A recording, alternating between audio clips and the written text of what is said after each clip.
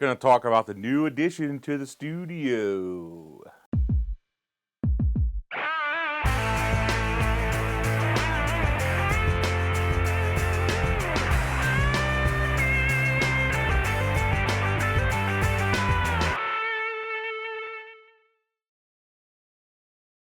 Hey everyone, welcome to Keep Shooting Monday number 107.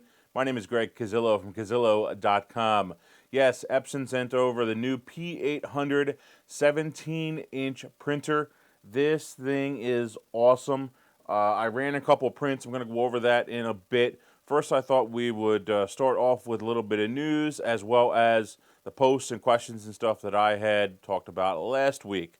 So first on news, Cazillo has some tripod rebates. So if you haven't purchased a quality tripod, as we learned when in my video up in New York at the Photo Expo with Alessandro, the quality of their tripods are second to none. They are the highest quality tripods in the world. They're like the Ferrari or the, I don't know, whatever high-end car, like a Rolls, you know what I mean, of the photography tripod world.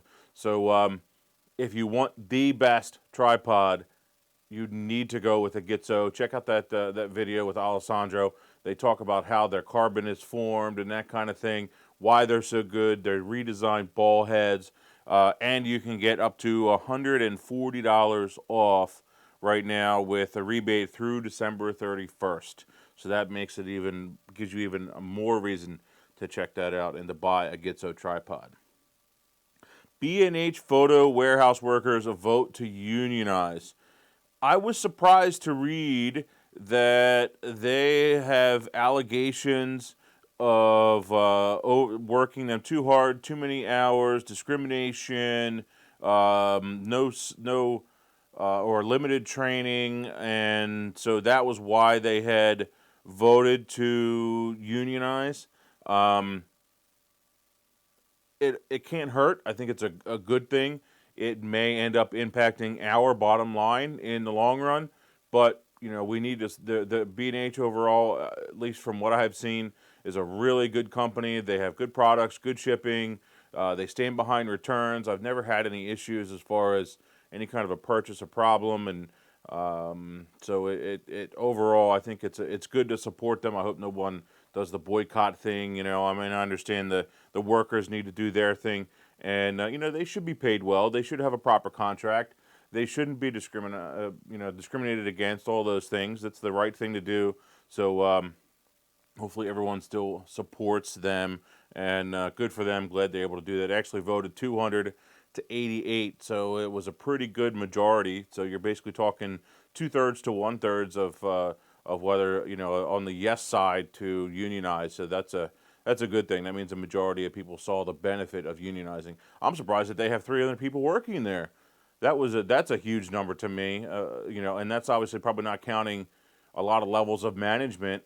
So that's that's a lot of people to be working in a single business. So no wonder they're able to do all these things that they do. Between they have video tutorials and all their product stuff that they do, and the website, all that, overnight shipping, next day, whatever. I've never had an issue there. So good company. Glad to see that the workers are gonna get everything figured out for themselves.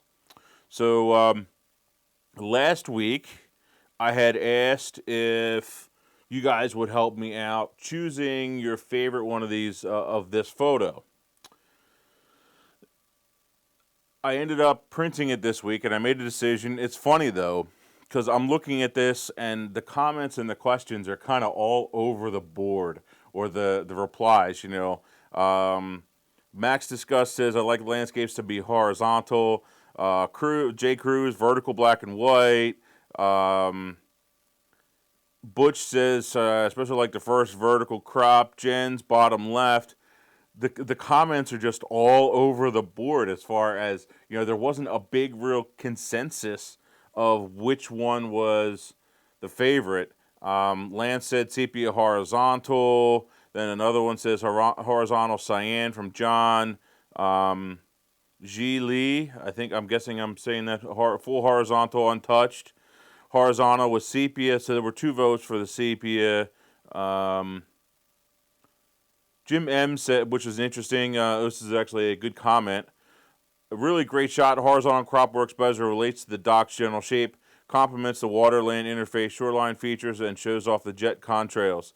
A juxtaposition, hot air balloon sharing the same sky with high-altitude jets, as it were. I like the original one best as a detail in the shadows. Only disturbing thing is a water-land interface being smack dab in the middle, but further cropping would change the image radically. I do agree with that most of the time, but in this instance, sometimes there was just no other way to do it. I probably could have shown a little bit more land and angled down a little bit with the camera, but I also didn't want to show too much of the dock, the concrete part of the dock. The wood part of the dock is pretty. The concrete part of the dock is ugly, and I didn't think it worked because it's very square and it just didn't work. But the wood part of the dock was kind of curved, and the boards, and you know what I mean, it was floating and just had that right color and everything. So I didn't want to show any more of that. That was why I had shot it like that. Anyway, I ended up going with a canvas print. And so I shot it on, I printed it on a canvas on my 7800. And so here it is. Here's the final one. Make sure I can get it in the shot here. So this is the final canvas, and it has not been coated yet. I need to get myself there. I am. This is the final canvas that I did, and I'll put up the final crop in the shot also. But this is an actual canvas that I printed. Has that really cool canvas feel, and I just love the extra texture that it adds to it. I don't know if you're going to really be able to see this here on the screen or not, but hopefully you will be able to kind of see some of that texture that it added to it. And this is a matte black ink, which I actually had to switch the ink in the 7800 in order to make it work. Most of the time I print the photo black ink, but for a canvas, it's actually had to switch it to matte black. So, and I had forgotten about that. I had done a Periscope that talked about that I was going to print it, but then I realized that you can't just swap them because this is the older style printer, the 7800 is, which means that you need to manually switch from photo black to matte black. And actually, Epson's recommendation was to have two printers if you're going to be doing it on a regular basis, because it does waste a good amount of ink. Lucky for you guys, in all the newer printers, like the R2000, the 3880, and from the last generation to the newest generation, the P400, P600, P800, all of those have automatic switching inks, and they only waste like 1 or 2 milliliters of ink. So it's a very, very small amount of ink that you're actually wasting when you switch from matte black to photo black. So you don't really need to worry about that. You can just print whatever and just go for it, and it'll be fine. So I might do another video or a live something or other while I'm coating this, because I haven't done this yet. This is a first for me to actually coat a print. There's 2 different methods. I bought this. Oh man, it's way over there. This Eco Print Shield. What I'll do is I'll throw a photo up. This Eco Print Shield, and watch a couple videos on coating it. And so I'm going to try it out. I'm just going to talk through it, see how it goes. And yeah, so this is the final one that I had done, and I will get it mounted. See if I can keep it on the screen here again for you, the whole thing. Not quite. The board's just too big. Doesn't matter. So yeah, that's it, and I'll show it mounted to you hopefully for next week. Went with the slight sepia. It's very, very light. It's mostly black and white. Very, very light tone. It's just added to it, and I like the peace and the serenity of that color. After looking at it and looking at it and looking at it and coming back to it, that's why I ended up picking this one, because it gives you that peace and serenity, which is exactly what ballooning is all about, is being, peaceful and fun, and you get this really awesome view, but you're just floating in air, and it's just the coolest thing. If you've never taken a hot air balloon ride, I strongly suggest it. It's a lot of fun. So yeah, so that was the one that I chose. Hopefully have it framed for next week so you guys can, or stretched for next week, and you'll see the final canvas. So Printed a couple other canvases for some clients. And then on Thursday, the new SureColor P800 printer came in with the roll paper adapter. So I got both of those pieces in. They're actually running a rebate on them since they're brand new, even though they're brand new. So if you're thinking about purchasing one for Christmas, this is the time to do it. You get, I think, up to about a $200 rebate right off the bat when you purchase it. Love this machine. Love the prints that are coming out of it. This was the first print that I did that came out. This is printed on their metallic paper, and I'll show you kind of the light there. As my pager goes off. The reflection and the metallic. I love this paper. This is a 17 by 22 print, which is the largest print that you can get inside of largest width, I should say, out of this the P800. You can go longer if you had roll paper, but this is a really awesome print size, step up from 16 by 20, and it's also very close to our original, to the 2 to 3 ratio of our cameras. So you have a pretty close to full frame. That's why I think Epson chose that 17 and that 13 by 19. I don't know for sure, but it does make sense. So really nice paper. Again, this is their metallic glossy and really cool. It just gives you that it just kind of pops out like you see down in here in the trees and stuff like that. The fall leaves just really pop right off of there, and the sky has a different tone. Such a neat image to be printed on that metallic paper. Really brings it out. That high gloss is really the way to go for this particular one. Now, as I've always talked about, and I hope you guys understand this now, this is why I choose different papers for different prints. It is important to choose to handpick and say, okay, I want to use the cold press bright for this image, or this image needs a little bit more texture, or this image needs the hot press bright paper, which is super, super smooth, has no bumps, and it's a better way to go for that particular image. So, or the canvas for the other one. By the way, I printed that 24 by 30 is the size of that canvas. And the board that it was on, I'm not sure what size that board is. I need to look it up. Anyway, that's a pretty big board. I think it's a 30 by 40 board that I taped it onto, and it's a 24 by 30 print. Anyway, this is the 17 by 22. This is a nice size print to be able to give someone as a gift, to be able to take your own images and put them out there. Really nice size to be able to do something with, and or to be able to sell if that's what you wanted to do. Then anything bigger than this, you can obviously just send it out and have it printed. But nice to be able to have that creativity for a lot of the images right off the bat with the new P800. They have the three in the line, as we learned up at in this video that I did with Eddie Murphy. They have the P400, P600, P800, and the 400 and 600 are both 13-inch wide printers, and then this one is the 17-inch wide printer. The roll paper is an additional accessory that you can purchase.